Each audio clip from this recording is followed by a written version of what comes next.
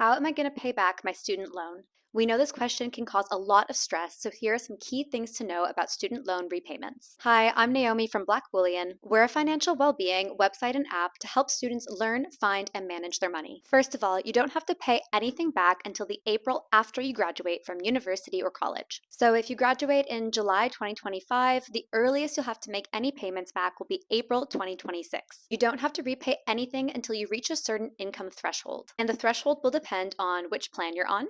So how much will you actually pay back? For most students, you'll pay back 9% on everything you earn over the income threshold. So for example, if you're on plan 2 with a repayment threshold of $27,295, and let's say you're earning $29,295, you'll pay back 9% of $2,000. Since you're earning £2,000 more than the repayment threshold, you'll pay back £180 each year. And lastly, eventually the student loan gets written off and the debt gets wiped out. This will be either after 25 years, 30, or 40 years, depending on which repayment plan you're on. For more information, we have a whole blog on student loan repayments at the link in our bio, and feel free to leave us any questions in the comments.